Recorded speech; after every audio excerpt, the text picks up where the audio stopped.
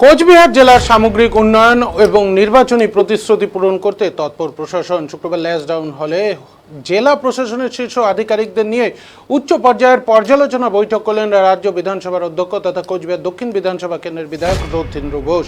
এই বিশেষ বৈঠকের মূল বিষয় ছিল বিধানসভা নির্বাচনের প্রাক্কালে সাধারণ মানুষকে দেওয়া বিভিন্ন উন্নয়নমূলক কাজের প্রতিশ্রুতির বাস্তবায়ন করা, এলাকার রাস্তাঘাট, পানীয় জল, আলো এবং সামগ্রিক পরিকাঠামো উন্নয়নের কাজ কিভাবে দ্রুত ও সুষ্ঠুভাবে সম্পন্ন করা যায় তা নিয়ে বিস্তারিত রূপরেখা তৈরি করা হয়। এই সভায় উপস্থিত ছিলেন জেলা প্রশাসনের শীর্ষ আধিকারিকরাও। উন্নয়নমূলক কাজের গতি বাড়াতে জেলা প্রশাসনের সবকটি গুরুত্বপূর্ণ বিভাগকে এই বৈঠকে সামিল হয়েছিলেন। সবাই উপস্থিত ছিলেন অতিরিক্ত জেলা শাসকরা, জেলা স্বাস্থ্য দপ্তরের পদস্থ আধিকারিকরা। রথীন্দ্র ঘোষ বৈঠক শেষে সাংবাদিকদের মুখোমুখি হয়ে বিধায়ক তথা বিধানসভার অধ্যক্ষ রথীন্দ্র ঘোষ জানান, নির্বাচনের প্রাক্কালে সাধারণ মানুষকে যে সমস্ত উন্নয়নমূলক কাজের প্রতিশ্রুতি দেওয়া হয়েছিল সেগুলি কিভাবে দ্রুত বাস্তবায়িত করা যায় তা নিয়েই প্রশাসনিক স্তরে বিস্তারিত আলোচনা হলো।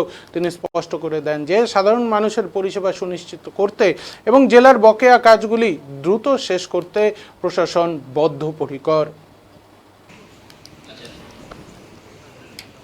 বিধানসভার মধ্যে কিছু কিছু আমাদের নির্বাচনের যে প্রতিশ্রুতি ছিল সেই প্রতিশ্রুতিগুলো কিভাবে পূরণ করা যায় সেই বিষয়ে আলোচনা হলো।